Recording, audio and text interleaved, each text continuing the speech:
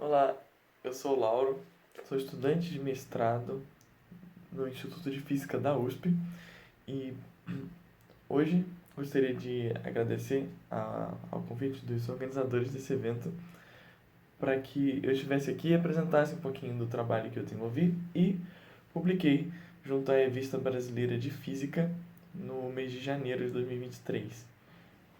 Ah, Nesse trabalho, eu explorei um pouco o assunto da elevação do potencial químico no comportamento de metais estranhos.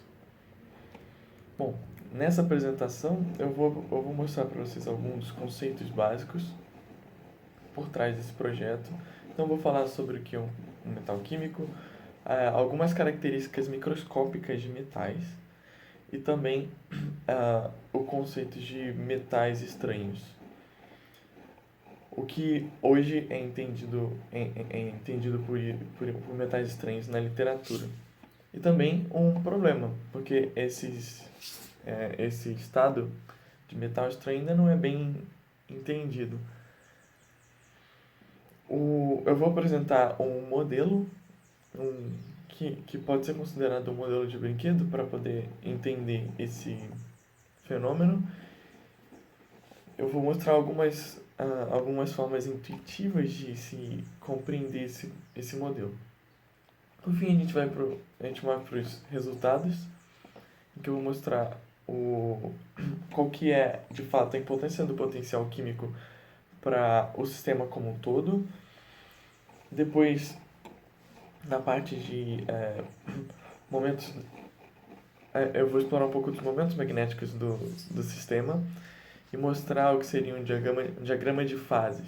A gente vai identificar parte a parte o que significa cada elemento dos gráficos que eu vou mostrar. E, por fim, eu vou explorar a resistividade, que é um conceito muito importante quando você está estudando os metais estranhos. E daí a gente move para as conclusões. Bom, vamos começar pelas primeiras coisas, que o nome desse projeto é Relevância do Potencial Químico no Comportamento de Metal Estranho. Vamos tentar entender esse título ponto a ponto. Primeiro, o que é o potencial químico? Imagine que a gente tem um reservatório, certo? Nesse reservatório tem N partículas. E agora o que eu quero fazer é colocar uma partícula a mais no sistema. E para isso, o sistema tem lá suas N partículas e talvez ele não seja estável o suficiente para receber uma partícula a mais. Ou talvez ele esteja precisando de uma partícula a mais e então vai querer menos energia para isso. Então ele está puxando partículas para ele. Vai existir então uma razão entre a diferença de energia necessária para se colocar uma partícula e a quantidade de partículas que se quer colocar. E essa razão entre ΔE de energia e ΔN de número de partículas é definido como potencial químico. Ele é energia para que se adicione uma partícula ao sistema, ou um determinado número de partículas ao sistema. Quão favorável é isso? Então, no final das contas, a gente vai ter essas, por exemplo, N mais 1 partículas ao custo de essa energia que é o potencial químico. Ok. Visto esse conceito, que vai ser importante logo mais, a gente poderia se perguntar aqui como é que isso é controlado experimentalmente. Como se faz isso? Coloca partículas no sistema. Num sólido, por exemplo. Essas partículas podem ser o exemplo mais importante para a gente aqui é que essas partículas sejam elétrons. Então a gente está interessado em colocar ou tirar elétrons de um sistema, um reservatório, em que aqui eu especifico para sólidos, ou, no geral, matéria condensada. Tem duas formas mais óbvias mais clássicas de se fazer isso, que são a dopagem química, onde você pega um material, que aqui seria o lantânio 2, com dois átomos de lantônio na célula unitária do sistema, com um átomo de cobre e 4 átomos de oxigênio. Ao invés de ter 2 átomos de lantânio, a gente substitui alguns desses no sistema por átomos de estrôncio.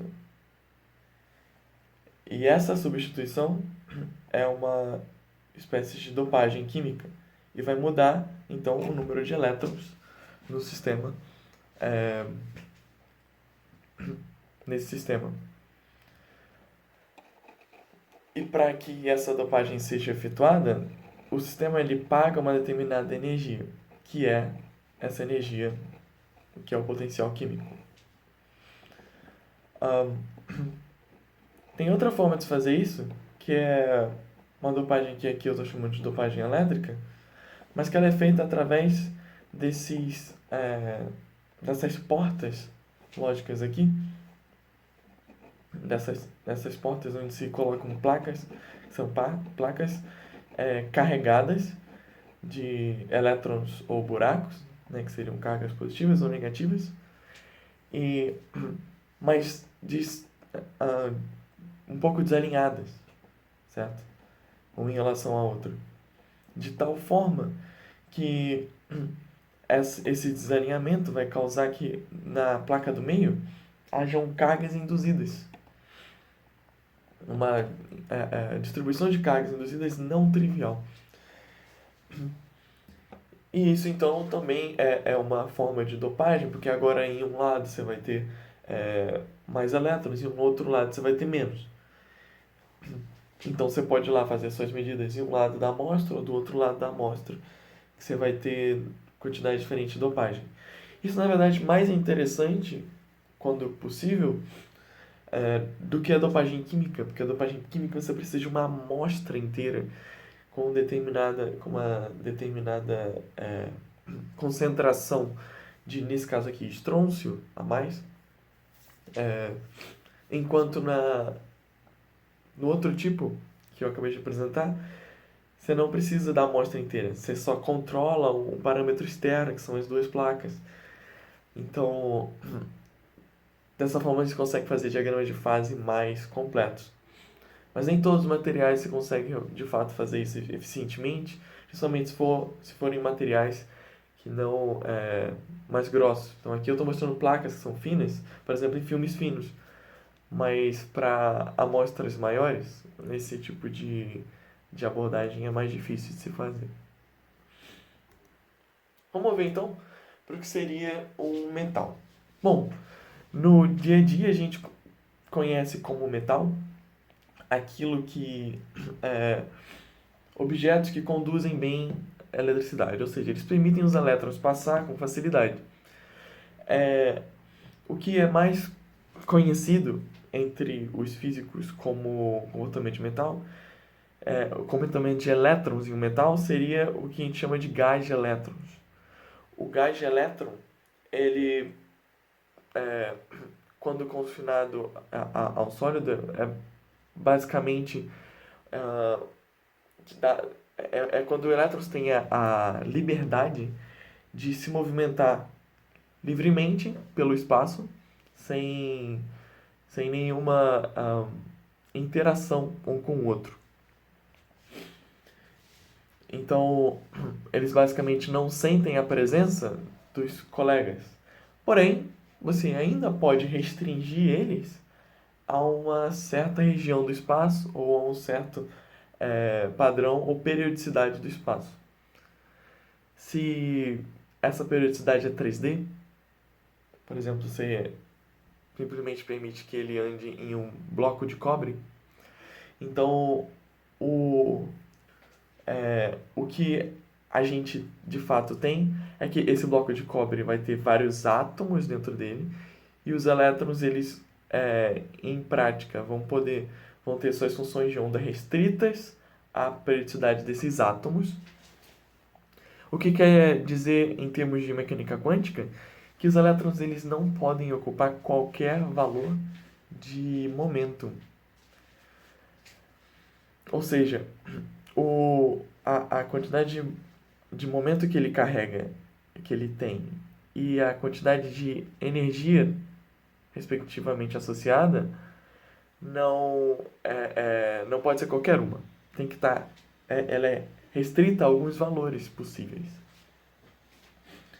E no caso de um gás de elétrons 3D, isso é restrito a essa esfera aqui de valores de kx, de momento k, x, y e z, que tem, e essa esfera tem raio igual ao vetor de Fermi kf, nessa notação aqui. E pode ter, então, um valor máximo de energia que é igual a εf. Então, esses são os valores e tem sempre um valor de momento e energia associado para cada raio que se pega nessa esfera. Agora, uma coisa interessante de se notar é que se o objetivo é aumentar a temperatura do sistema de zero para alguma temperatura finita, você está, na verdade, injetando energia no sistema. O que quer dizer que essa esfera não deve permanecer a mesma. Ou seja, um sistema que antes ocupava todos os estados até a energia de Fermi, ou seja, ocupava todos os estados dentro dessa esfera, agora vai poder ter elétrons que estavam ocupando esse último estado aqui, ocupando alguns outros níveis de energia, além de εf, que estão relacionados à temperatura que está sendo injetada no sistema. Então, a energia que esses elétrons vão ganhar, ela é proporcional à temperatura que está sendo colocada experimentalmente ali no sistema, e vai ter consequências para o comportamento desses elétrons. Então, por exemplo, de acordo com a regra de ouro de Fermi, que pode ser usada para se calcular a resistividade ρ desse metal, a resistividade ela é proporcional ao quadrado dessa energia aqui desses elétrons. Por quê? Porque para que haja alguma resistividade, que a resistividade não seja perfeita, esses elétrons eles têm que interagir. De alguma forma, eles conversam um com o outro. E se um desses elétrons tem uma diferença de energia que é ΔΕ, e o outro também tem essa diferença de energia estada ΔΕ, quando eles interagirem, a interação vai ser proporcional ao produto entre essa diferença de energia entre os dois, que estão agora interagindo, e que é essa norma quadrada de ΔΕ que eu mostro aqui, e isso vai ser proporcional ao quê? Ao quadrado da temperatura no final. Então, é por isso que é uma propriedade muito bem conhecida dos elétrons, que a resistividade seja proporcional ao quadrado da temperatura. Dos elétrons em metais. E aí vem a motivação de se estudar metais estranhos. Porque em alguns materiais a gente, na verdade, mede que a resistividade ela é proporcional à temperatura, diretamente proporcional à temperatura, ao invés do quadrado. E isso tem intrigado a comunidade científica de várias formas há muito tempo. Então, trabalhos dentro desse assunto para tentar entender isso um pouquinho melhor são sempre bem-vindos. Esse é o objetivo desse trabalho aqui, além de desenvolver um modelo um pouco mais intuitivo do comportamento de elétrons do comportamento de elétrons em sólidos. Então, até o final dessa apresentação eu vou tentar mostrar como é que todo modelo que eu vou apresentar agora está relacionado a essa temperatura linear, essa resistividade linear em temperatura. Então vamos ao modelo. Esse modelo tem duas partes. Ele é um modelo que está em espaço de momento. Então ele tem uma somatória em todos os valores de momentum K do sistema, certo? E tem outro grau de liberdade que é o spin dos elétrons, certo? Bom, esse primeiro termo ele representa a energia cinética dos elétrons. Então, εk é a energia dos elétrons em diferença com o potencial químico, μ. Então, é todo o deslocamento que se tem do nível do potencial químico, que é o quanto se paga para colocar elétrons no sistema, certo? N é o número de ocupação de elétrons no sistema. Então, um determinado elétron com momentum K e spin em um determinado spin pode ser para cima ou para baixo. Lembrando que o elétron só pode ter dois valores de spin, certo? Que a gente representa como cima e baixo. Ele pode ser igual a 0 ou 1 na prática. Então, aquele estado está ocupado sim, 1, ou não, 0, certo? Enquanto o segundo termo é a energia potencial de interação.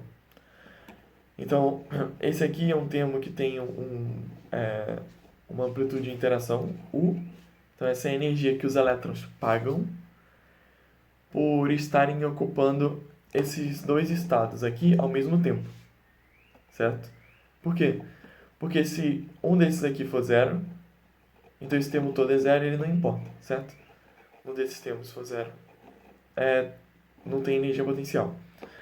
Agora, se os dois forem 1, aí sim, a energia total, que é esse hamiltoniano H, certo? Ela aumenta. Ou seja, o sistema paga uma determinada energia para que esse estado se concretize, certo? Agora, tem uma interpretação mais intuitiva do que é isso. Por exemplo, se esse U é menor que 0, então a gente pode fazer uma analogia com colisões totalmente inelásticas, em que você tem esses dois elétrons, um com momento K, digamos, positivo nessa direção, e outro com momento menos K, e eles têm spins opostos, certo? Quando isso acontece, a relação entre esses dois elétrons, quando o U é menor que 0, se dá como eles grudam, eles têm pictoricamente eles grudam, eles têm a tendência de se juntar e de ambos estados estarem ocupados ao mesmo tempo. Então, quando eles se juntam, você tem então o momento total somando ambos dá 0, porque um é K, outro é menos K, e o spin total somando ambos também é 0. Então essa bola que se colou agora, ela, em tese,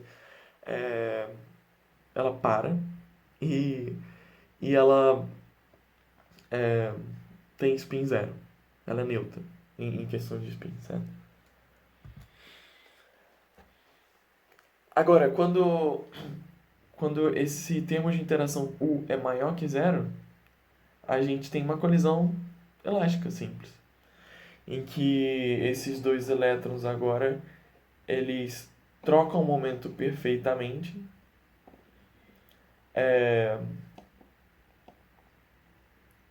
e continuam suas vidas, certo?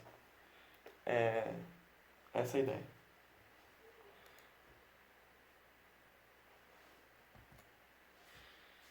Bom, vamos então para os resultados.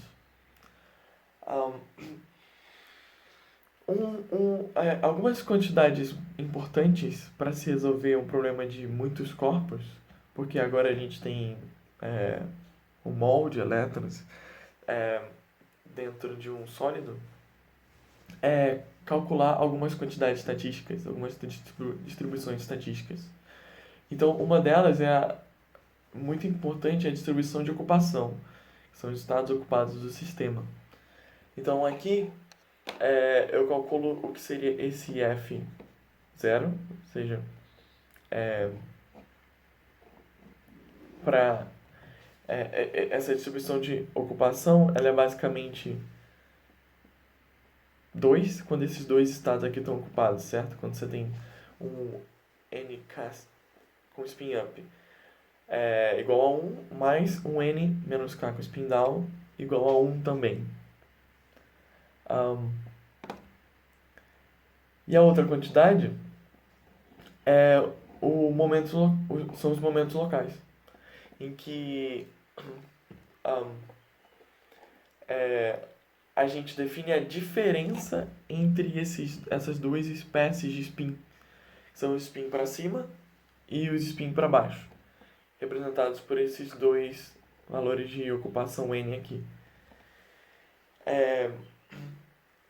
Agora, para conseguir quantificar isso melhor, a gente pega ao quadrado, a gente leva isso ao quadrado e toma um valor esperado. E esses dois valores esperados aqui são sobre um ensemble inteiro, ou seja, sobre várias réplicas do sistema, de muitos corpos. Eu mostro então qual que é a cara disso aqui de acordo com o modelo anterior, usando como base um gás de elétrons livres, que tem uma distribuição quadrática em momento, uma distribuição de energia quadrática em momento.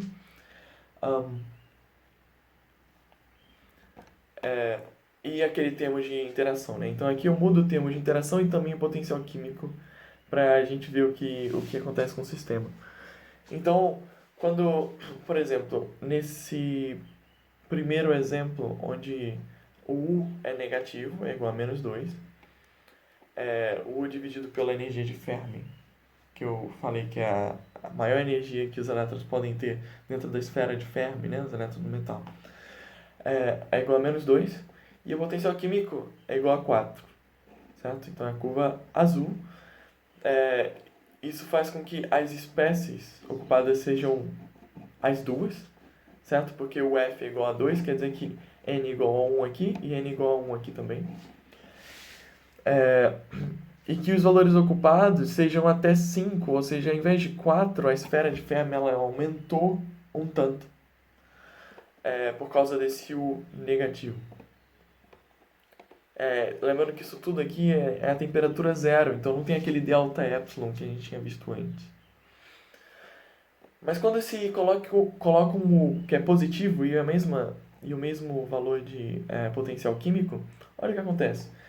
Quando ele é igual a 2, a gente tem uma espécie de um comportamento de degraus aqui, em que primeiro, numa parte, em metade da esfera de Fermi, a gente tem elétrons ocupando os dois estados, certo? Para cima e para baixo.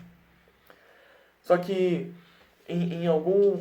a partir da outra metade dela, esses elétrons agora estão numa espécie de meia ocupação, em que você pode ter ambos os casos de metade de N para cima e metade para baixo, ou você pode ter só os N para cima ou só os N para baixo nessa região aqui, certo? Algo semelhante acontece quando se pega U igual a 5 e o Mi igual a 4. E a potencial químico igual, né? Igual a 4 também.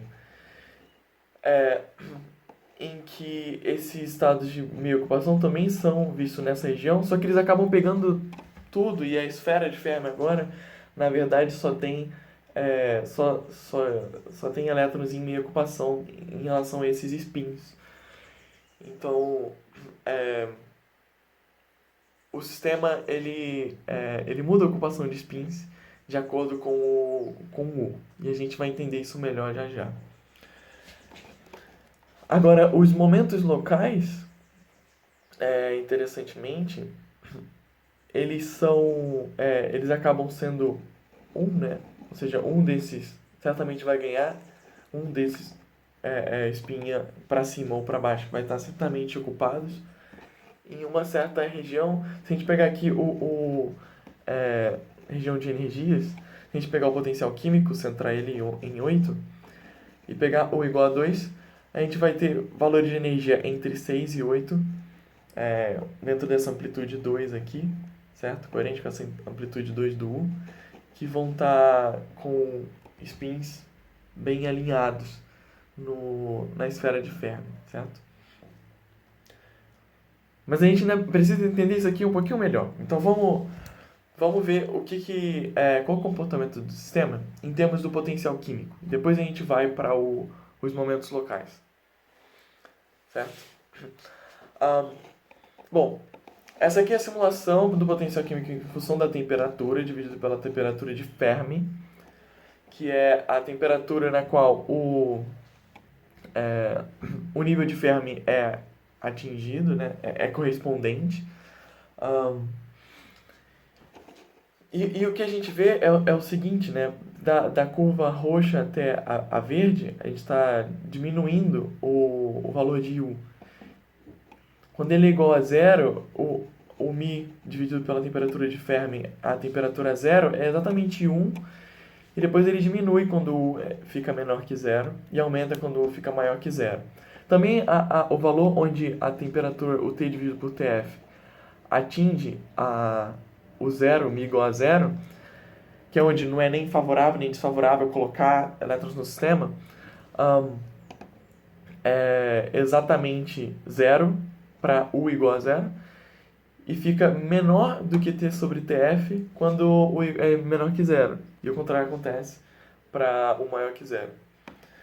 Dentro dessa energia aqui de μ maior que zero, a gente pode inferir que é energeticamente favorável adicionar um elétron com determinado spin, e quando μ menor que zero é desfavorável fazer tal coisa. Vamos ver então com mais cautela e para entender quais são os efeitos do potencial químico em temperatura zero, certo? Quando a gente muda o parâmetro U de interação. Bom, mudando o parâmetro U de interação, a gente tem que, quando U é negativo, o potencial químico ele sempre diminui. Ele vai diminuindo.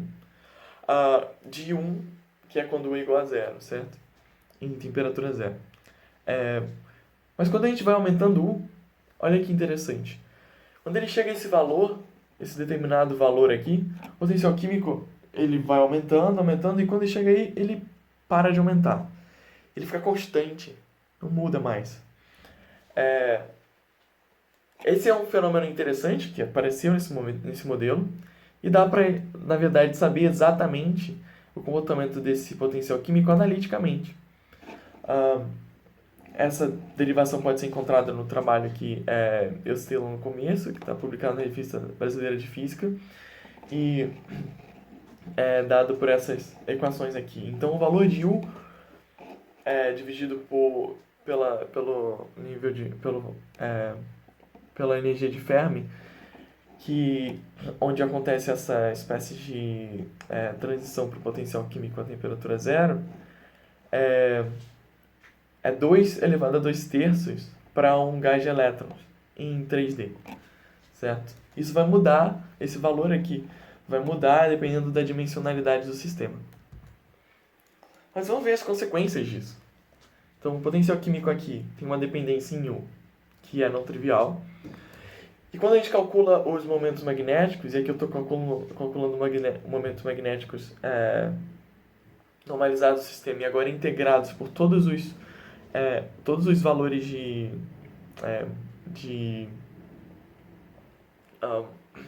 momento do sistema,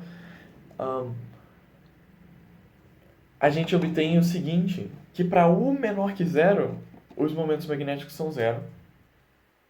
E para U maior que zero, eles de fato ficam finitos, mas então veem que existe aquela transição, e a partir de um certo valor eles só ficam constantes, certo?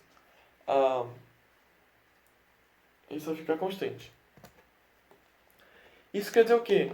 que nessa região aqui, para U menor que zero, a gente tem aquelas colisões que são totalmente inelásticas. A gente gruda os elétrons de spins opostos. E o que acontece quando você faz isso?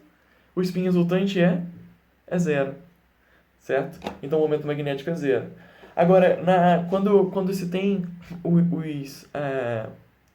outro lado, com o repulsivo, ou seja, positivo, a gente tem os elétrons de spins opostos se afastando, certo? O que isso quer dizer? Bom, a gente vai ter primeiro uma região de transição, em que alguns desses ainda estavam um pouco grudados, ou o sistema estava só totalmente aleatório, mas aí eles vão se repelindo, de tal forma que os de spin igual acabam se aglomerando em alguns grupos, por exemplo, os grupos de spin para cima e outros grupos de spin para baixo, em que a gente normalmente chama isso de ilhas magnéticas, e que formam então um sistema que agora tem momentos magnéticos finitos nessas ilhas. Então, por isso, a gente tem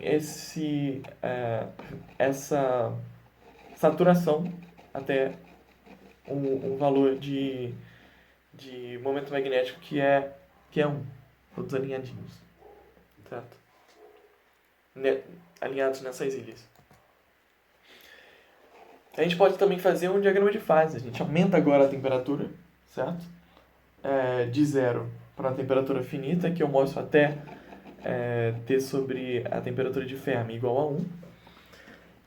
Então, plotar em cores o valor dos momentos locais quadrado, que também vão de 0 a 1.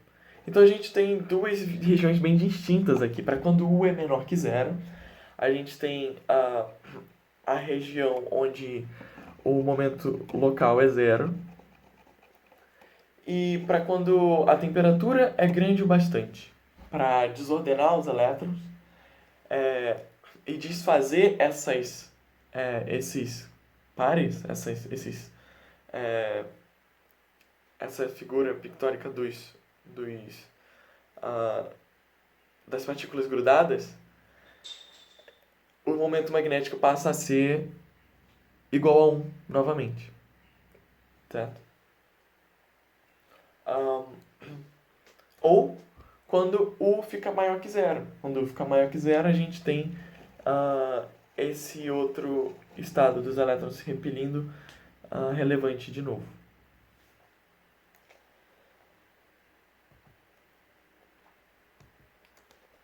E isso vai ter consequências para a resistividade. Agora que a gente entende esse diagrama de fase, a gente pode ir para fazer ainda outro para a resistividade do sistema. Para isso, a teoria conhecida assim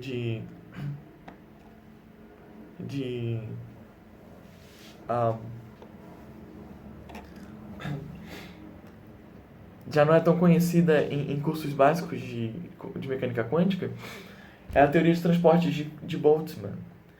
E ela pode ser encontrada em uma aplicação que eu usei como base nesse paper do Kondo, de 1964.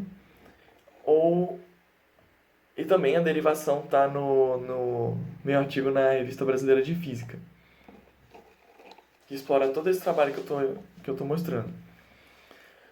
A gente vai ter então que duas quantidades importantes, que é a resistividade e a condutividade, que é o inverso dela.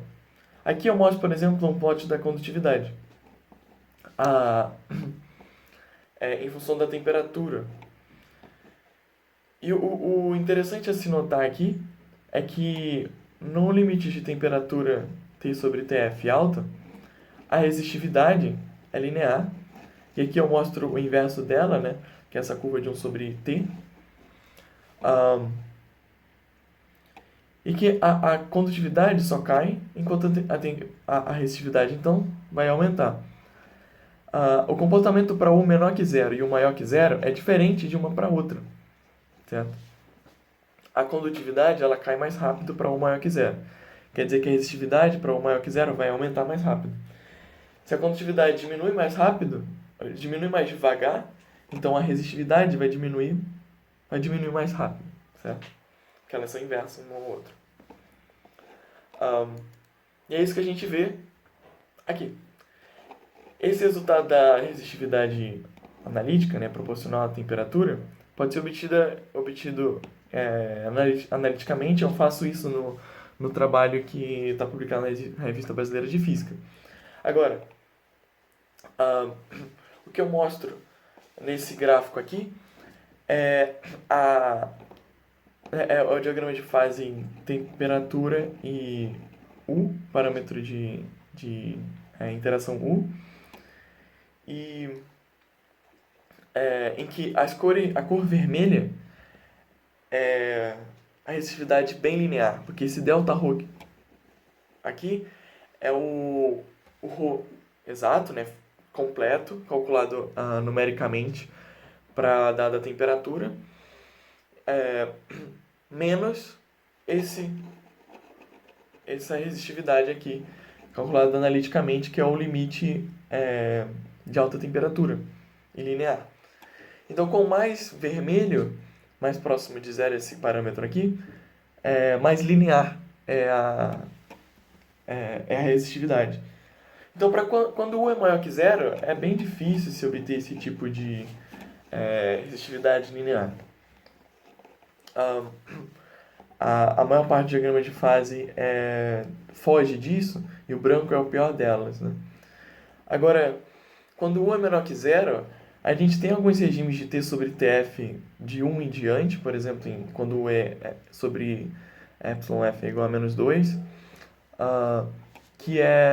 em que a necessidade é completamente linear, praticamente.